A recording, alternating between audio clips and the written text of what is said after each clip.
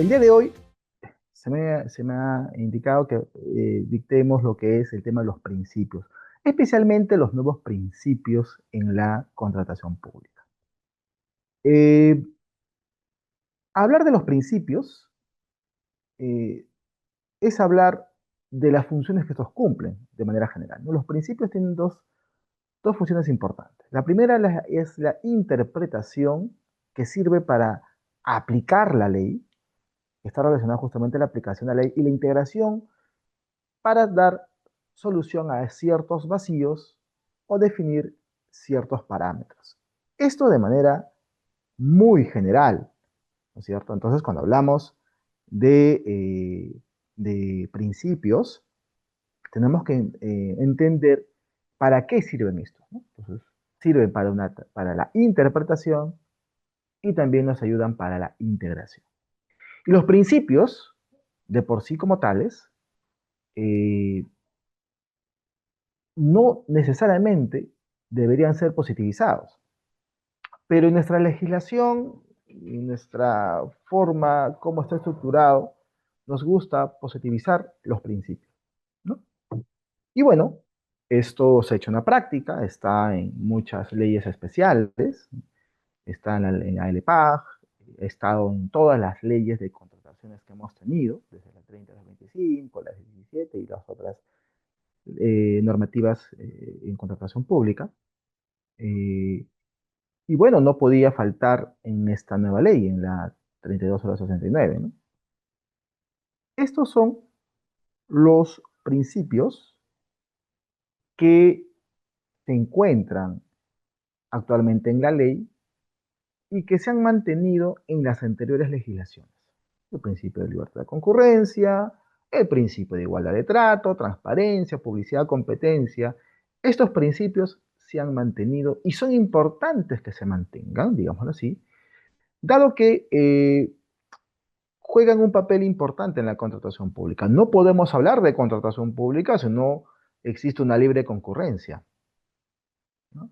Porque se va a ir conjugando la libre concurrencia con la igualdad de trato. Porque la libertad de concurrencia permite, una vez que ya se encuentren en el proceso de contratación, a que los proveedores puedan competir. Y justamente está este principio de competencia, ¿no? Y es importante la transparencia, importante la publicidad que se da en la contratación pública, ¿no? Entonces, con el SEACE, Pladicop o con el Pladicop, esto es lo que se busca, ¿no? Transparentar más la información, publicitar más la información que se tenga de todo el proceso de contratación. Entonces, como podemos ver, los principios que han estado desde siempre en la contratación pública se han mantenido, no han cambiado, ¿no? Siempre se van incluyendo, ¿no? Con la 3225 se incluye el principio de integridad, ¿no? Entonces, perdón, que es un principio importante en la contratación pública, dado que está muy relacionado a los temas de corrupción, ¿no es cierto? Entonces, el principio de integridad se incluye con la 3225, ¿no? Y que va cambiando, lo que busca es cambiar un poco el rostro de la contratación pública. Pero ya la 32/069 incluye otros principios importantes. Nos incluye 5 principios. Está el principio de legalidad, está el principio de valor por dinero, el principio de presunción de veracidad, causalidad e innovación. Estos principios son incluidos entonces en la nueva Ley General de Compras Públicas. Eh, la legalidad, ¿no? La legalidad era un principio, o es un principio, importante, que era en realidad intrínseco a la ley, porque evidentemente las partes tienen que actuar con respeto a la Constitución, a la ley misma, ¿no? Y al derecho. Entonces, este principio de legalidad siempre se ha encontrado, digamos, inmerso en la contratación pública. Si bien no se encontraba, digamos, de manera prescrita en la ley, siempre se ha utilizado el principio de legalidad porque el principio de legalidad es la esencia, evidentemente, de toda la legislación. Entonces, es importante tener en cuenta ello, ¿no? Entonces, este principio, que bien se precisa de alguna otra forma, digámoslo así, a través de la misma actuación en los procesos de contratación, en las actividades, por ejemplo, de la resolución de conflictos en el ámbito del arbitraje en contratación pública, siempre se ha respetado el principio de legalidad, o lo que he buscado siempre es respetar este principio legal, ¿no? Entonces, es un principio que, si bien anteriormente no se encontraba prescrito, siempre se ha considerado como tal, ¿no?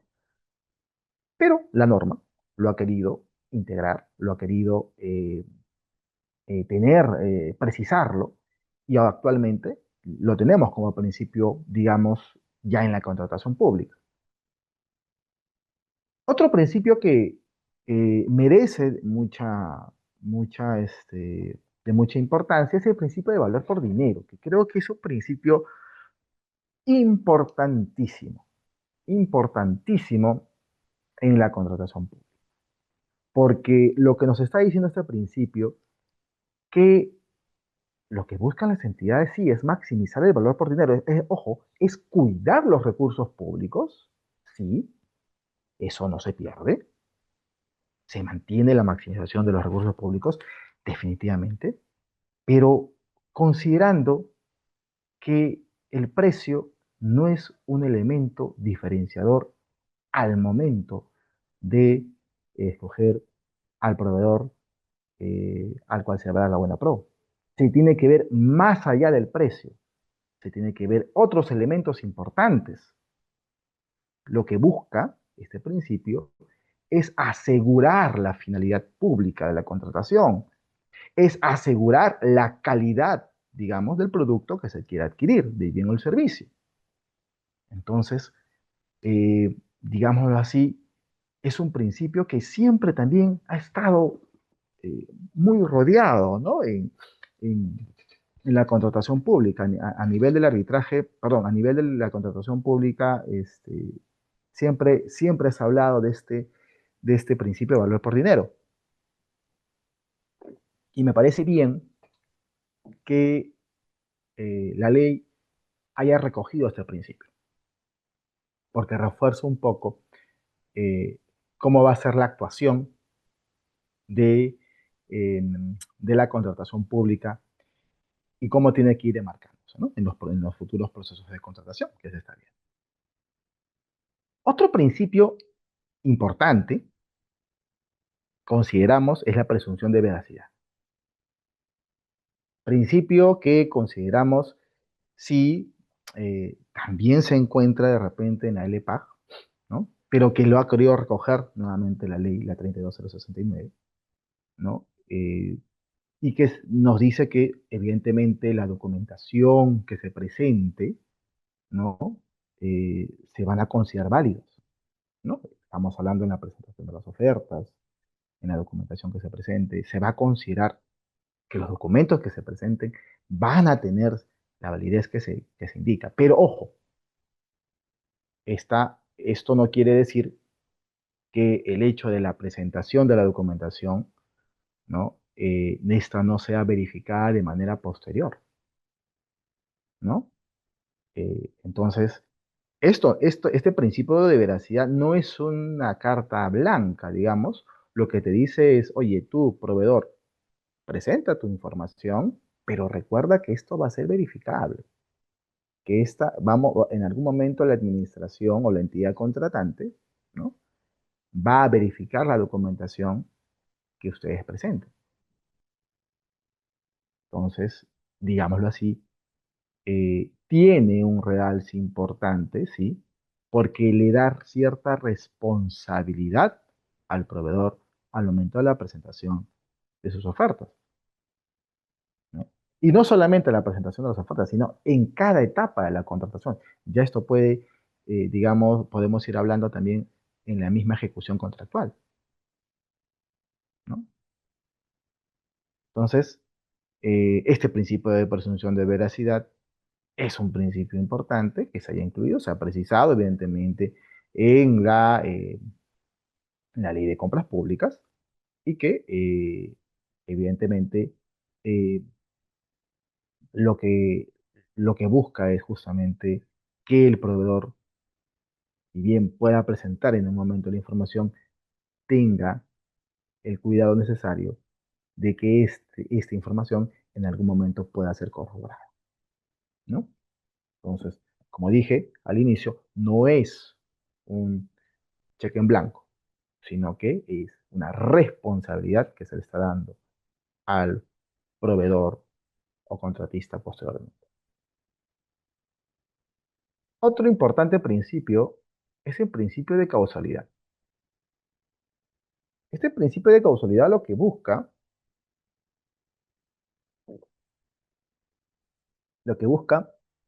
es que la responsabilidad, sea una conducta omisiva o sea una conducta activa, va a estar vinculada al actor, ¿correcto? Entonces, esto quiere decir que no puede ser responsable y más aún, no podría ser sancionado un servidor o un contratista por una situación que no haya o que no haya sido sujeto esta persona. Es decir, el principio de causalidad lo que está buscando de alguna u otra manera es responsabilizar de los actos de las personas que hayan efectuado dicha actuación, la responsabilidad subjetiva. Entonces, importante que lo pongan como principio en la contratación pública, sí, evidentemente ayuda mucho porque lo que se busca es responsabilizar a los actores por los hechos que se hayan cometido. Es decir, solo por hechos propios, esta persona podría ser sancionada. Principio de causalidad como principio de la contratación pública y esto es de manera muy general, ¿correcto? O sea, engloba a toda la contratación pública, desde el inicio de la contratación hasta la misma ejecución contractual. Y este último principio, que es el principio de innovación, ¿no? El principio de innovación tiene como parámetro eh, que las entidades promuevan justamente la innovación en la contratación. Esto alimenta mucho al mercado, optimiza al mercado, optimiza a todos los que puedan contratar, ¿no? Porque lo que se busca es que el Estado cambie, no solamente realice compras que siempre se han realizado, sino que innove, que busque nuevas formas, que digamos, el mercado se vuelva más interesante en el proceso de contratación.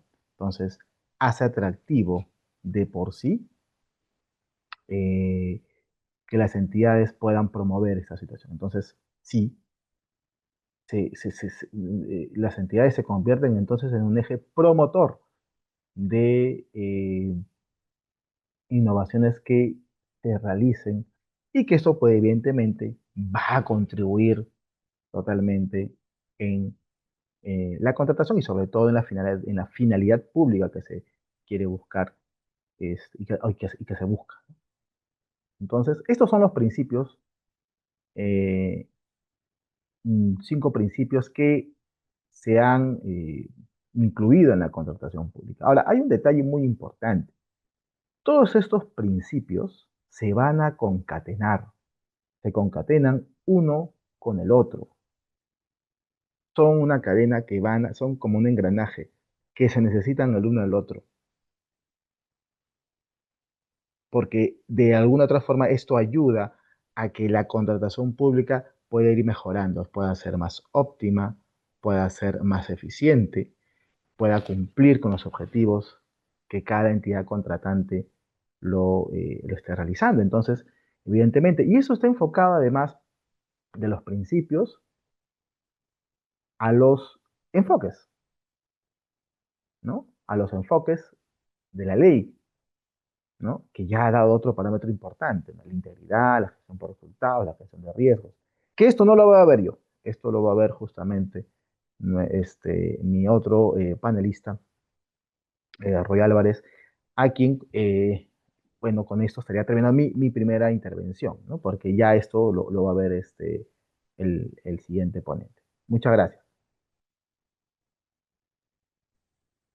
Muchas gracias, estimado doctor Inga, por esta excelente ponencia. Agradecemos su tiempo y lo invitamos a que pueda continuar también para que al finalizar pueda brindar sus conclusiones finales o comentarios que considere importantes para todos nuestros participantes que se encuentran conectados. Gracias, doctor, nuevamente. A continuación, para continuar con el panel de nuestra mesa número uno, le doy la bienvenida a la doctora Melisa Linares, quien es especialista en contratación pública y nos abordará el siguiente tema: novedades sobre las actuaciones preparatorias en la ley y reglamento de la nueva ley 32069.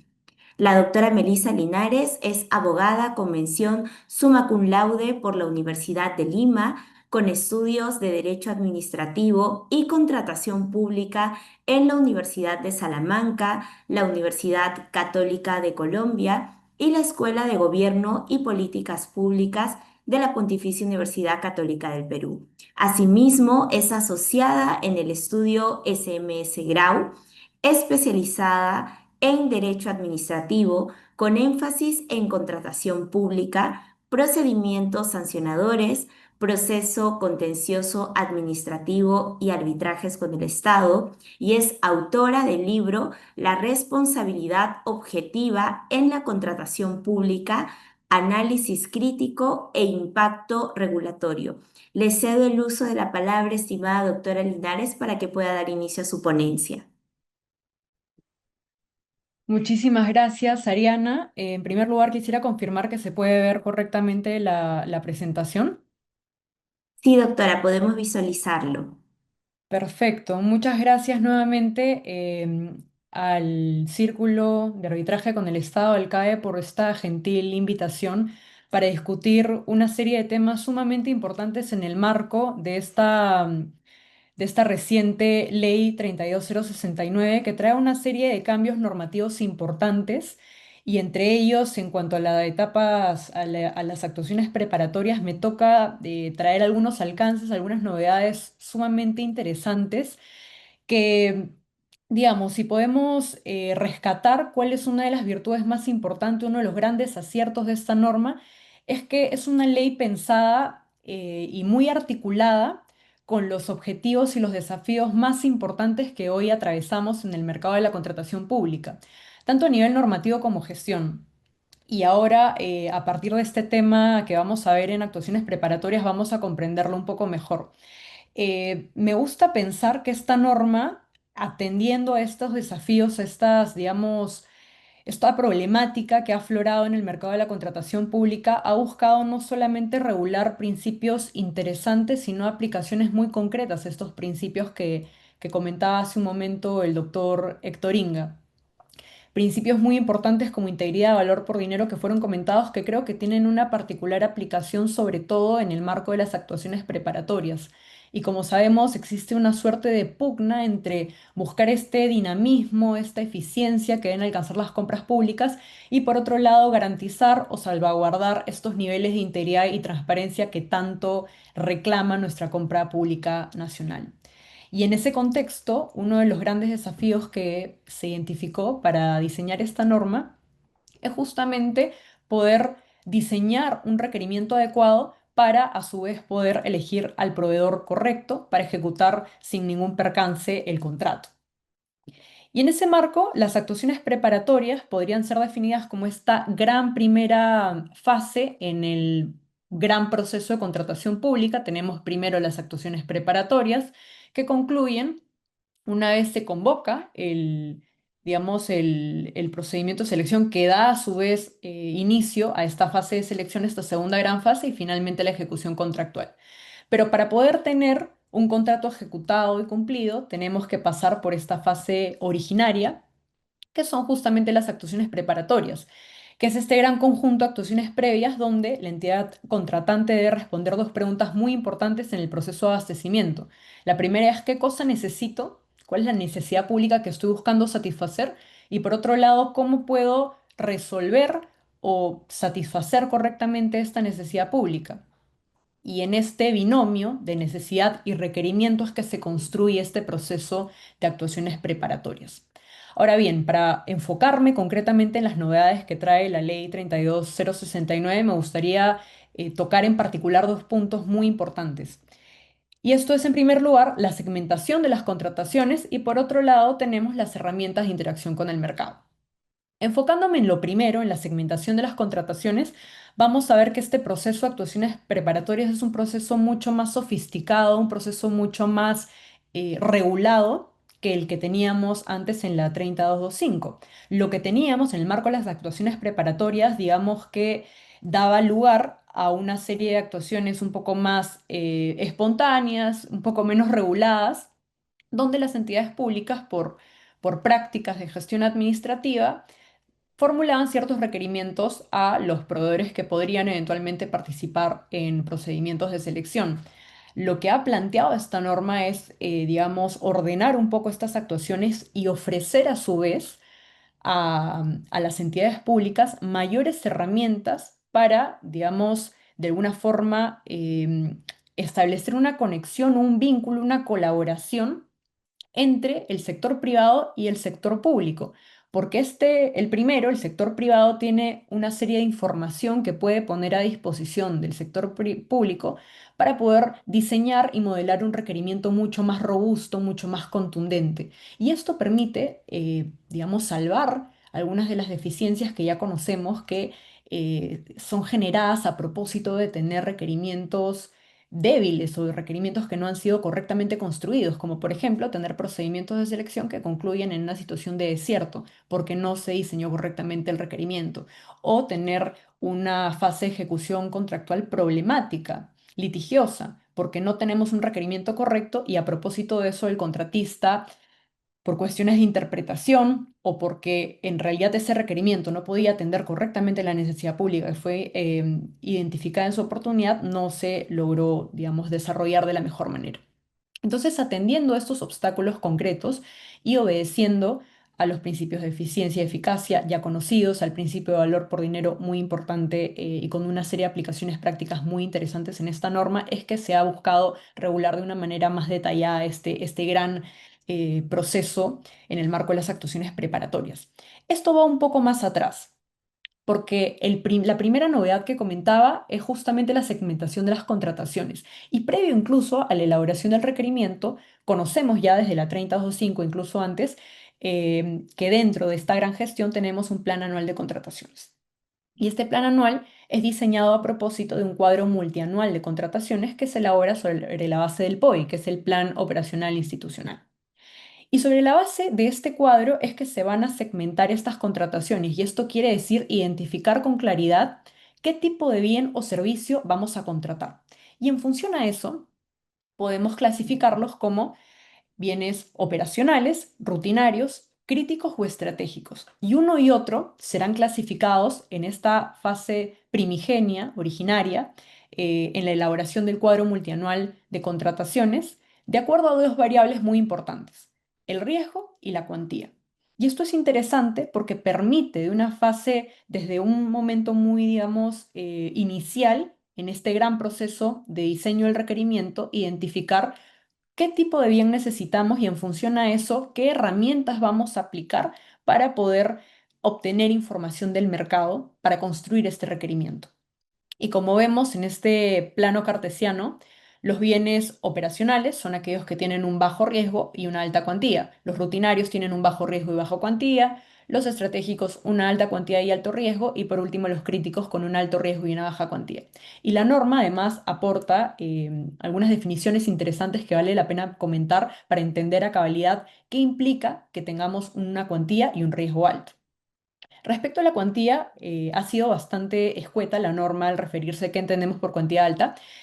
Básicamente, cuando se trata de un monto que en la segmentación, en esta fase de diseño, digamos, del cuadro multianual, supera el 10% del monto total de las contrataciones que se encuentran previstas para ese año. Entonces, estamos hablando de un porcentaje bastante importante en el ámbito de la planificación de la compra pública.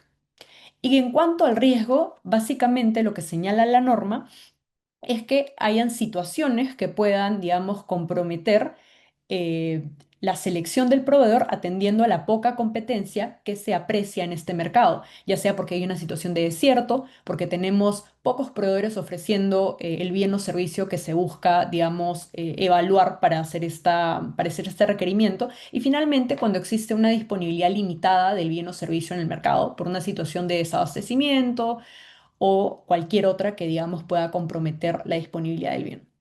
Y en función de estos criterios, de estas dos variables, es que se va a segmentar el bien con la finalidad de ir al segundo punto que les comentaba, que son las nuevas herramientas de interacción en el mercado. Tenemos un bien segmentado, ya podemos, digamos, identificar si este es un bien crítico, rutinario o de la naturaleza que fuere. ¿Cómo sabemos cuál de las herramientas vamos a utilizar? En este caso, la norma ha previsto, digamos, dos tipos de procesos o dos mecanismos para poder obtener información del mercado. El primero es la indagación de mercado, que es un procedimiento esencialmente interno, es decir, ocurre al interior de la entidad pública. Y a partir de este procedimiento de indagación, las entidades públicas van a poder recabar información básicamente documental que obre en sus expedientes, en procedimientos de contratación anteriores, siempre atendiendo a que sea respecto a los tres ejercicios anteriores. Y con esto se busca tener cotizaciones actualizadas para no, digamos, desfasar el precio que podría solicitarse para determinado bien, y sobre todo las condiciones o la tecnología no sea lo suficientemente antigua para distorsionar el requerimiento. Entonces, sobre la base de esto, la indagación está pensada para una segmentación de bienes más sencillos. Por ejemplo, tenemos los rutinarios y los operacionales, que están caracterizados por tener un bajo riesgo. Es decir, no estamos ante un mercado concentrado o ante un bien o servicio que, digamos, tenga alguna circunstancia que afecte la disponibilidad inmediata de los mismos. Y por otro lado, la consulta al mercado, que es lo que conocemos bajo la 30225 como las cotizaciones, y en general todo mecanismo que demande que las entidades públicas recurran al mercado, al sector privado, para poder obtener información. Y en esa medida se trata de un procedimiento externo. Ahora bien, vamos a ver en un momento que esta consulta al mercado no es lo mismo que teníamos en la 32, en la 30225, sino que en la 32069 tenemos un abanico de posibilidades nuevo que abre, digamos, la puerta a una mayor flexibilidad, a obtener mayor información y, digamos, articular los esfuerzos del sector público y del sector privado, pero que a su vez esto podría, digamos, generar una situación de vulnerabilidad en este proceso de adquisiciones, porque de alguna manera esta mayor flexibilidad, y era un poco lo que les comentaba al inicio con la pugna que existe entre los valores que vamos a privilegiar en la compra pública, también abre la puerta a situaciones que podrían ser irregulares y hay que reconocerlo. Y en ese ámbito podemos reconocer también que los tipos de interacción que se utilizan van a depender, como les decía, de qué tan riesgoso o qué tan alta es la cuantía de cada uno. Pero ahora, ¿cuándo utilizamos una básica o una avanzada? Que es el siguiente punto que corresponde comentar. Básicamente, tenemos una interacción de naturaleza básica cuando se utiliza mínimo una sola fuente, y avanzada cuando deben utilizarse dos o más fuentes. Y esto dependerá de si utilizamos un mecanismo de indagación o de consulta al mercado. En la indagación, como les comentaba, tenemos básicamente la revisión de documentos históricos, de información de procedimientos tanto al interior de la propia entidad contratante como de otras entidades que podrían haber tenido una experiencia similar en el diseño del requerimiento.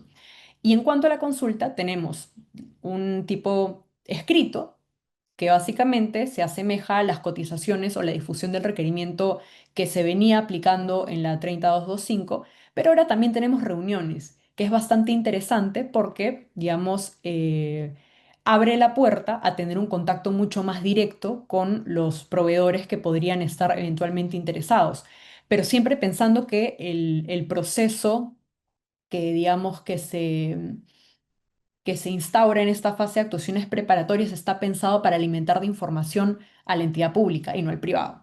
Y en ese sentido se pueden convocar reuniones de uno a uno, es decir, reuniones bilaterales con un solo proveedor, donde van a, digamos, discutirse cosas un poco más específicas respecto a los bienes y servicios que estos ofrecen, o de uno a muchos, que son reuniones más, digamos, que convocan a más proveedores, donde se podrán también revisar cuestiones respecto al requerimiento, a las características técnicas que deben tener estos bienes o servicios para poder construir un requerimiento sólido que justamente nos permita tener una convocatoria, un procedimiento donde tengamos una múltiple concurrencia de proveedores y finalmente un contrato adjudicado con una fase de ejecución contractual libre de percances. Y justamente estas dos, digamos, herramientas de interacción de mercado pueden aplicarse de manera conjunta para que pueda fortalecerse los mecanismos que tenemos para obtener más información del mercado. Respecto a toda esta información que hemos recabado, la entidad pública finalmente va a aprobar un tercer punto que es muy importante comentar aquí, que es la estrategia de contratación, que es, digamos, este corolario que podemos obtener a partir de toda la información que hemos recabado en este proceso y consta básicamente de lo siguiente. Nos va a dar información sobre el tipo de procedimiento de selección que va a ser convocado, eventualmente con este requerimiento más perfilado, o si, por ejemplo, vamos a requerir una modalidad no competitiva, la propuesta de los factores de evaluación, si es que se requiere algún tipo de garantía en particular, los mecanismos de contratación, la asignación de los riesgos que corresponde. Entonces, también tenemos una estrategia de contratación que es un paso que alimenta, que dota de mucha más solidez a este proceso de actuaciones preparatorias, que de alguna manera viene a complementar y a subsanar estos vacíos que veíamos previamente con esta experiencia de la 30225, un poco menos regulada, con menos información a disposición de la entidad pública, pero que en este proceso permite construir, digamos, requerimientos mucho más sólidos y superar estas, digamos, problemáticas que venía afrontando el mercado de las compras públicas respecto a no poder diseñar un requerimiento adecuado en los distintos procedimientos, ya sea para adquirir bienes, obras o servicios. Entonces, básicamente, el proceso queda de la siguiente manera. Como podemos ver, el diseño de la estrategia de contratación se realiza a partir de la interacción del mercado y que tenemos distintos tipos de mecanismos para poder llevar a cabo esta evaluación y nutrir a las entidades públicas de mayor información. Y esto es importante porque tenemos un procedimiento mucho más ordenado, mucho más metódico y que, digamos, permite a los funcionarios tener una planificación mucho más ordenada y mucho más contundente para construir sus requerimientos, lo cual no solamente considero que es una mejora desde el punto de vista normativo, sino también de gestión. Entonces creo que esta es una novedad bastante importante que esperemos que pueda ser implementada de la mejor manera y que permita a nuestros expertos, a los especialistas, a los compradores públicos de las distintas entidades contratantes, ir perfeccionando la construcción de sus requerimientos e ir profesionalizando el mercado de la compra pública desde el sector público. Muchas gracias. Muchas gracias, doctora Melissa, por este espacio y por su excelente ponencia. La invitamos a que por favor pueda seguir conectada porque al final de esta mesa número 1 pueda brindar sus conclusiones finales. Siguiendo siguiendo con la mesa número 1, tenemos el agrado de presentar al doctor Roy Álvarez, quien el día de hoy abordará el siguiente tema: enfoque de ley de contrataciones públicas. El doctor Álvarez es abogado egresado de la maestría en gerencia pública en la Universidad Continental. Es docente de posgrado en contratación pública y derecho administrativo en la Universidad Continental, en la Universidad de San Martín de Porres y la Escuela Nacional de Control y en el Organismo Supervisor de las Contrataciones del Estado, OCE. Asimismo, es experto internacional en la ISO 37001 antisoborno, especialista en innovación pública por el Banco de Desarrollo de América Latina, CAF, y la Escuela de Gobierno y Políticas Públicas de la PUC. Ha laborado en el OCE como especialista de la Dirección Técnico-Normativa y Supervisión en la Dirección de Gestión de Riesgos y se desempeñó como especialista corporativo de contrataciones en la Corporación FONAFE. Asimismo, es responsable de dirigir el órgano encargado de las contrataciones. Actualmente se desempeña como vocal del Tribunal de Contrataciones del Estado. Muchas gracias, doctor, por su presencia y le cedo el uso de la palabra para que pueda iniciar con su exposición.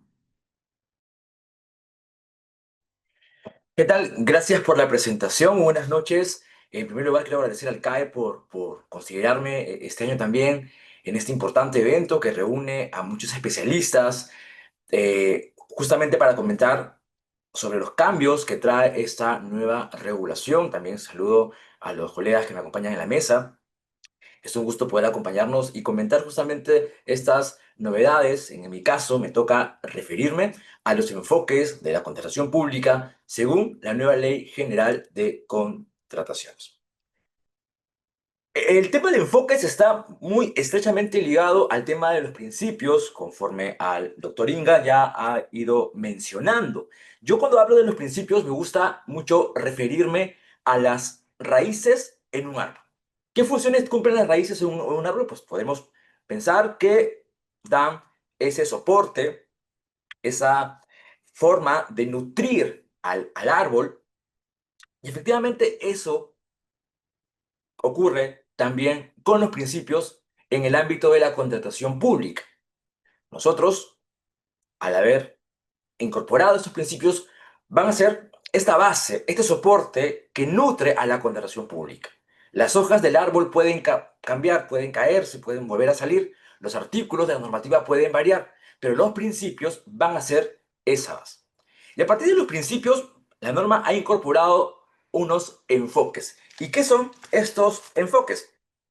Pues, así como las raíces dan este alimento, esta manera en la que se distribuye el alimento que reciben las raíces al demás componentes del árbol, lo conocemos como xilema. Los xilemas vendrían a ser algo similar a los enfoques. Los enfoques, a diferencia de los principios, buscan operativizar estas disposiciones que conocemos en los principios en el desarrollo de la contratación pública. En cada uno de los momentos en los que se ejecuta un proceso de contratación, vamos a ver que el legislador ha incorporado nuevos 5 enfoques que regulan esta nueva normativa. Vamos a hablar sobre cada una de ellas, también sobre un análisis de las posibles recomendaciones que se pueden dar a estos enfoques.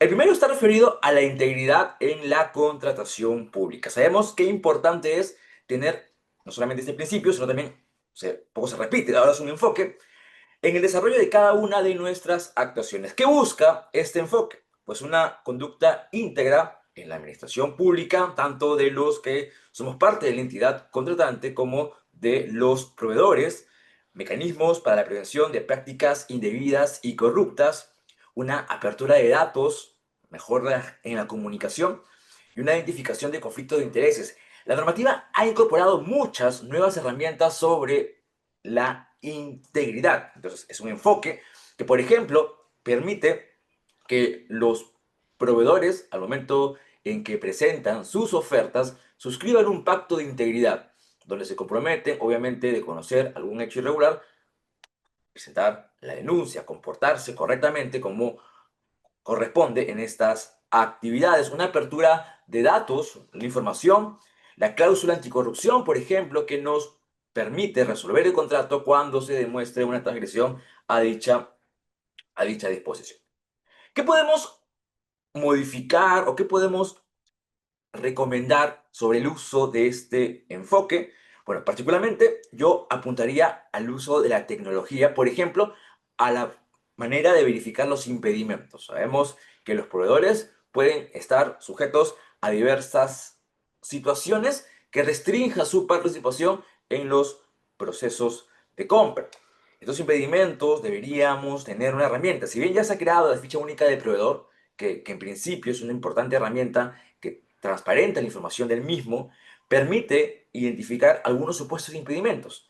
El OS está trabajando para que esta herramienta sea mucho más eficiente y permita identificar correctamente estos supuestos. Y por ejemplo, hablamos de otros países premian a los buenos proveedores.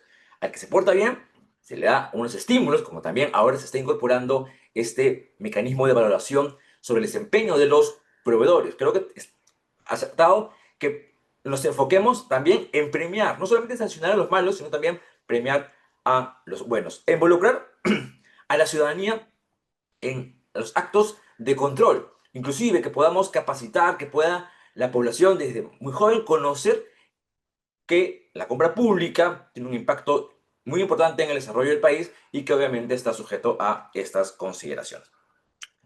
El segundo enfoque es el de gestión por resultados, por el cual se busca que los recursos que se invierten en una contratación pública realmente sirvan para el beneficio concreto de la población. Me gusta mucho mencionar en el caso de la contratación pública que es un camino que nos lleva a un destino. Nosotros identificamos cuál es nuestra necesidad y a partir de esa necesidad planteamos un conjunto de prestaciones, que podríamos decir requerimiento o contrato en el momento en que se encuentra. Este camino que identificamos para alcanzar la atención de esta necesidad, es decir, esta finalidad, permite que la compra pública sea ese vehículo.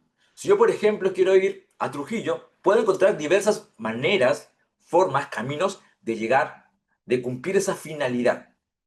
La elección del mejor camino es la manera en la que, por ejemplo, hacemos una estrategia de contratación, donde identificamos las variables que influyen en una contratación. Evaluamos tipo de evaluador, el tipo de procedimiento, entre otros. La contratación pública entonces tiene que, en esencia, cumplir esa finalidad, esa razón de ser. Y ahora, por ejemplo, cuando hablamos de elaborar nuestro requerimiento, no solamente es una lista descriptiva de lo que voy a adquirir, si fuera un bien, a contratar, si fuera un servicio, sino que debe partir de la funcionalidad. ¿Para qué? ¿Cuál es la finalidad que quiero con esta contratación? ¿A dónde me debe llevar esta contratación? A partir de la necesidad, identifico el mejor camino y luego evalúo si es que ha permitido alcanzar esta finalidad. Establecer indicadores, evaluar las contrataciones, que no sea simplemente con que la compra se ejecutó, se efectuó el pago y allí acabó. No, yo tengo que evaluar sin efecto esa prestación, ese contrato. ¿Realmente fue el mejor camino para llegar a ese destino? ¿Realmente la contratación pública o esta prestación me sirvió? Y si no, ¿qué cosas puedo mejorar para el siguiente año, en la siguiente contratación, acercarme, lograr esa finalidad? Porque ese es el objetivo. La contratación pública es un medio que me permite alcanzar una finalidad y tenemos que evaluarlo. No simplemente efectuar compras por el hecho de cumplir un procedimiento, de ejecutar el presupuesto, sino para principalmente evaluar. Yo creo que en algunos tipos de procedimientos, más aún en los críticos, estratégicos o avanzados en obras y cultura de obras, debería la entidad sentarse un momento al final del proceso e identificar si en efecto con esa contratación se logró la finalidad, porque para eso nace. También, por ejemplo, en Suecia tenemos una figura de contrato basado en el logro de resultados. Qué interesante, ¿no? No tanto la prestación, sino alcanzar el resultado. Bueno, todavía como país estamos empezando a ello, creo que es todavía una figura muy radical para nuestro medio o nuestro desarrollo normativo, pero es una orientación que podríamos tener. Alcanzar el resultado a través de la contratación. El siguiente enfoque está referido a la gestión de riesgos. Sabemos que en el desarrollo del proceso, en cada una de las fases, vamos a tener determinados riesgos. Y los riesgos son posibilidades de que eventos se presenten y puedan tener un impacto positivo o negativo. Esta nueva normativa apunta mucho a esta evaluación de los riesgos. Yo tengo que identificar, yo tengo que establecer cuál es la probabilidad de que esta situación se presente, cuál es el impacto que va a dar. Y la normativa ha incorporado, por ejemplo, en la identificación de requerimiento, tener ese análisis del riesgo. En el caso de constelaciones estratégicas y avanzadas, tener una matriz de riesgo. Cuando elaboramos nuestra estrategia de contratación, también yo evalúo cuáles son esos posibles riesgos que se pueden presentar en el desarrollo del proceso. Lo que creo que sería interesante es que se establezca lineamientos, guías que orienten a los compradores públicos, a las entidades, sobre cómo se va incorporando este análisis de riesgos en cada contratación. Sé que es una figura que quizás no hemos estado acostumbrados a utilizar, pero recuerden que la nueva normativa hace referencia a el comprador público como un estratega. Y este estratega también tiene que identificar qué situaciones pueden poner en peligro, pueden ser beneficiosas para el desarrollo de la contratación. Entonces, la gestión de riesgo es el tercer enfoque que establece nuestra normativa. El cuarto está referido a la gobernanza en la contratación pública, que permite la participación de diversos actores. No solamente el gobierno es el responsable de ello, sino que cada uno de nosotros en nuestra función. Y permite, por ejemplo, que tanto el comprador público como el área usuaria puedan coordinar, puedan conversar, puedan, a través de estas nuevas formas, por ejemplo, cuando se elabora requerimiento, la DEC puede modificar el mismo siempre que obtenga la no objeción del área usuaria. Aquí tenemos, por ejemplo, una evaluación del plan anual de contrataciones, cómo esto se viene ejecutando, una coordinación interna que debe haber entre las entidades, inclusive con los propios proveedores. Los proveedores son nuestros socios estratégicos que nos van a ayudar a alcanzar esta finalidad. Yo, en este supuesto, en este enfoque, creo que hay que fortalecer mucho a la ficha única del proveedor para que tengan información valiosa. Les comento que cuando se creó esta ficha, inicialmente era un análisis de supuestos impedimentos, pero ahora la ficha única ha evolucionado. Tiene información sobre el desempeño de los proveedores, cuáles son las contrataciones que vienen ejecutando, cuál es, por ejemplo, también próximamente se va a ir asignando calificaciones o estrellas que van a permitir que esto pueda ser tomado en una posible evaluación. Y el último enfoque es la profesionalización en la contratación pública.